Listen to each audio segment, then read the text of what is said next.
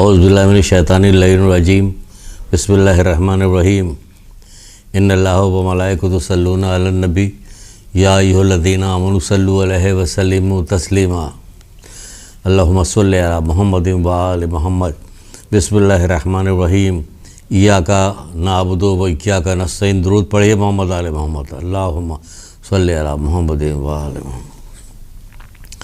آج جس سلسلے میں گفتگو کرنے جا رہے ہیں ہے تو وہ بہت ہی کامن، بہت ہی عام ہے، بلکہ اب تو پورا زمانہ اسی میں، معاشرہ پورا اسی میں ہو گیا، غفلت۔ یہ غفلت برتتے ہیں لوگ کہ کیا کرتے ہیں۔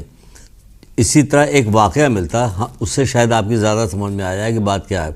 ایک واقعہ ملتا حضرت عیسیٰ علیہ السلام کے زمانے کا کہ حضرت عیسیٰ علیہ السلام بیٹھے ہوئے تھے، اتنے میں ایک آدمی بہت بھاگتا ہوا، دوڑتا ہوا، ہانپتا ہوا، پسینے میں شرابور حضرت عیسیٰ کے پاس پہنچا اور کچھ بات کرنا چاہتا تھا۔ تو حضرت عیسیٰ نے کہا آرام سے ذرا سانس لے لو، حواس اپنا درست کر لو، پھر بتاؤ۔ پھر تھوڑی دیر رکا، وہ تھوڑی دیر رکنے کے بعد جب اس کا سانس بحال ہوا، وہ ہوا، تب اس نے شروع کیا کیا ہوا کہ نبی اللہ، ہم نے رات کو نہیں بلکہ صبح ہوتے ہوئے اذان کے وقت ایک میں نے خواب دیکھا ہے کہ میں جنگل میں ہوں، ایک زوردار شیر کی دہاڑنے کی آواز آئی، تو میں نے بھاگنا شروع کیا لیکن شیر میرے پیچھے پیچھے آتا جا رہا، کسی طرح ہٹ ہی نہیں رہا مجھ سے۔ پھر اتنا ڈر گیا، اتنا گھبرا گیا کہ میری سمجھ میں نہیں آ رہا تھا میں کیا کروں۔ بھاگتے بھاگتے ایک جگہ پہنچا تو دیکھا ایک درخت ہے جس کی جڑیں نیچے کی طرف لٹک رہی ہیں۔ میں بھاگتا ہوا گیا اور جا کے اس درخت کی شاخ کو پکڑ لیا، نیچے دیکھا تو کنواں تھا، میں نے کہا چلو نیچے کنواں، اگر شیر آ گیا کچھ ہوا تو میں کنویں میں چلا جاؤں گا، کود جاؤں گا۔ لیکن جب غور سے دیکھا تو کنویں کے اندر اژدہا، سانپ، بچھو، یہ ساری چیزیں۔ اب تو میں بہت گھبرایا کہ اب کیا کریں، اب تو اوپر شیر ہے، نیچے اژدہا ہے، کیا کیا جائے۔ پہلے شاخ کو میں بہت مضبوطی کے ساتھ پکڑے ہوئے تھا، اتنے میں نے دیکھا کہ کچھ شاخ ہل رہی ہے، اوپر دیکھا تو دو چوہے تھے جو شاخ کو کتر رہے تھے، ایک سفید چوہا تھا اور ایک کالا چوہا تھا۔ کترا تھا، میں تو ڈر گیا کہ اب زندگی گئی، یہ کاٹ رہے ہیں، اب تو میں نیچے گری جاؤں گا۔ یہ میرے ساتھ ہوا، میرے اوسان خطا ہو گئے، میری سمجھ میں نہ آیا۔ آپ مجھے بتائیے کہ میں کیا کروں۔ حضرت عیسیٰ سے کہنے لگا کہ آپ مجھے بتائیے کہ میں تو گھبرایا ہوں۔ تو حضرت عیسیٰ نے کہا جو کچھ تم نے دیکھا ہے وہ خواب نہیں، حقیقت ہے۔ جو حقیقت ہوتا ہے اسے تم لوگ خواب سمجھتے ہو، جو خواب ہوتا ہے اسے تم لوگ حقیقت سمجھتے ہو۔ یہ بالکل حقیقت ہے۔ خواب سمجھنے والے اب بھی ہوش میں آ جائیں، جو سنا ہے اور جو تم نے دیکھا، اب بھی ہوش میں آ جاؤ، ہوش کے ناخن لو، کیونکہ جو کچھ تم نے دیکھا ہے وہ بالکل حقیقت ہے۔ کیونکہ یہ جو تم نے شیر کو دیکھا یا دہاڑتے ہوئے تمہارے پیچھے آ رہا ہے، یہ شیر جو ہے یہ ملک الموت ہے، جو ہر وقت تمہارے پیچھے لگا ہوا، اور تم کو اس کی خبر ہی نہیں کہ ہر وقت تمہارے پیچھے لگا ہوا، ہر وقت تمہارے پیچھے لگا ہوا۔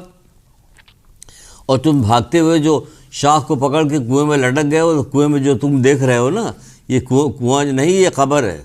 تو تمہاری قبر کے اندر یہ ساری چیزیں ہوں گی، اور یہ شاخ جس سے لٹکے ہوئے تھے تم، جو لٹک رہے تھے، یہ تمہاری زندگی ہے۔ اور چوہا جو ہے، سفید چوہا اور کالا چوہا، یہ کیا کر رہی ہے، دن اور رات ہے جو تمہاری زندگی کو کم کر رہے ہیں۔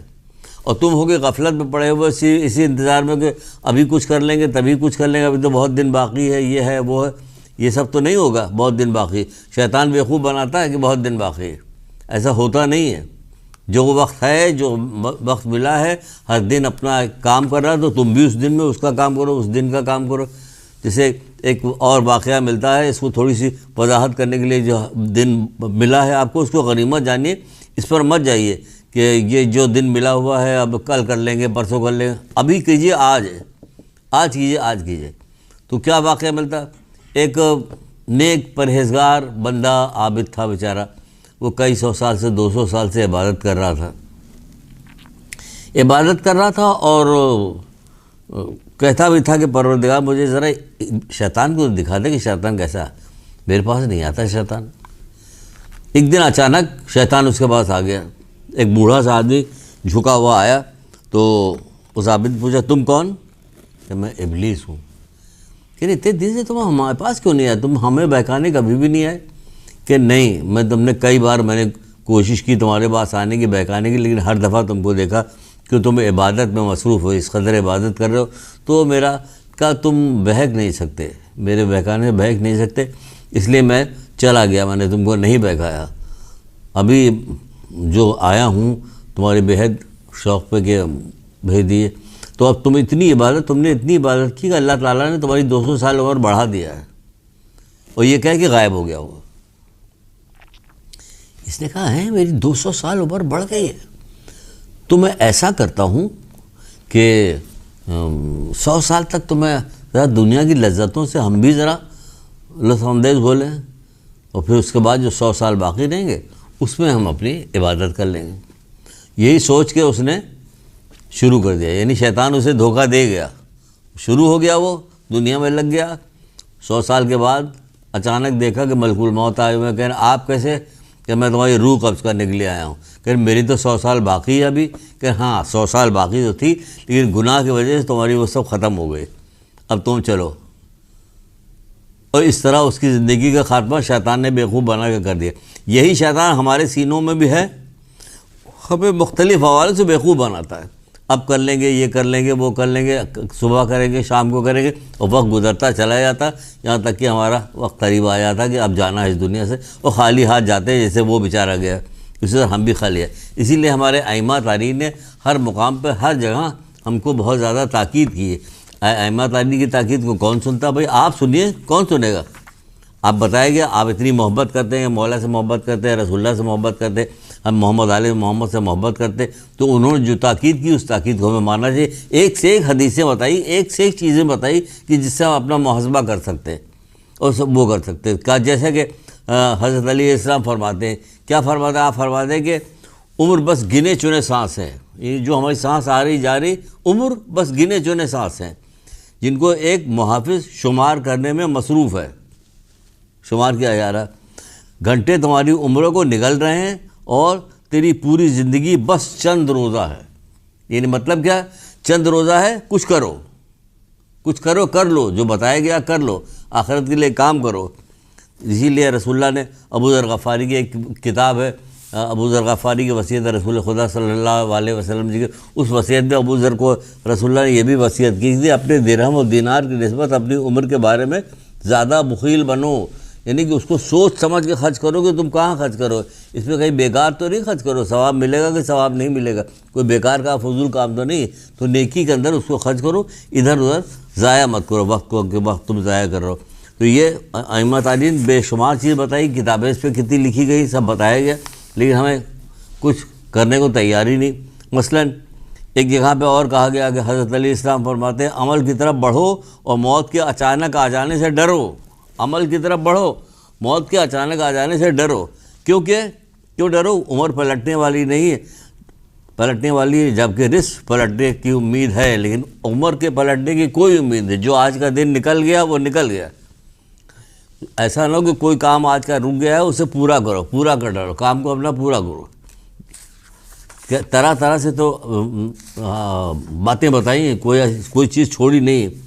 عمل کی طرف بڑھو, موت کے اچانک آ جانے ڈرو. ٹھیک ہے, یہ ہو گیا. اچھا جناب, اب ہم آپ کو بتاتے ہیں کہ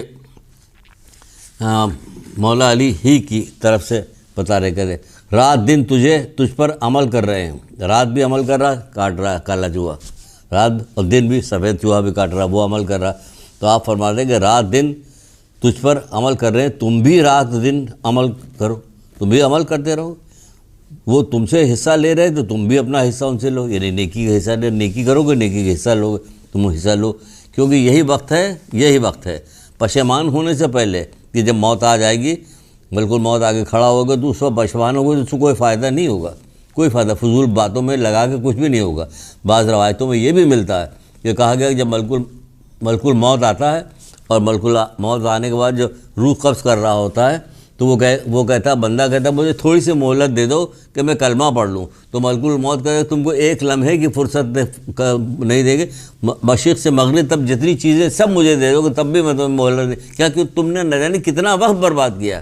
تو وہی تو یہاں سمجھا رہے ہیں, وہی یہاں سمجھا رہے ہیں کہ یہی وقت ہے پشیمان ہونے سے پہلے, انسان کے یہ کہنے سے پہلے کہ ہائے افسوس میں نے اللہ کا تقرب حاصل کرنے میں کوتاہی کی.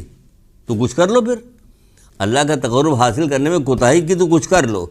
یہی وقت ہے, راستہ کھلا ہوا, یعنی اب زندہ ہو, سانس لے رہے ہو, راستہ کھلے ہوئے ہیں, چراغ روشن ہے, توبہ کا دروازہ بند نہیں ہوا اس سے پہلے کہ قلم خشک ہو جائے. یعنی قلم اٹھا لیا جائے, دکھائی بند ہو جاتی ہے, موت کا فرشتہ آ گیا. قلم خشک ہو جائے اور اعمال نامہ لپیٹ دیا جائے. لپیٹ گیا, میت پڑی ہوئی, اب چلو جو کچھ کیا تھا وہ کر لیا, جو رہ گیا ہے اس کو بھگتنا ہوگا. ایک درود پڑھیے محمد علیہ وسلم, اللہم صلی علی محمد وآل محمد وعجل فرجہ. اللہ تعالیٰ ہم لوگوں کو توفیق دے کہ ہم اپنا وقت ضائع نہ کریں اور عمل میں مصروف رہیں, کیونکہ یہی وقت ہے جو کچھ کرنا کر لیں, مرنے کے بعد تو کچھ بھی نہیں ہوگا.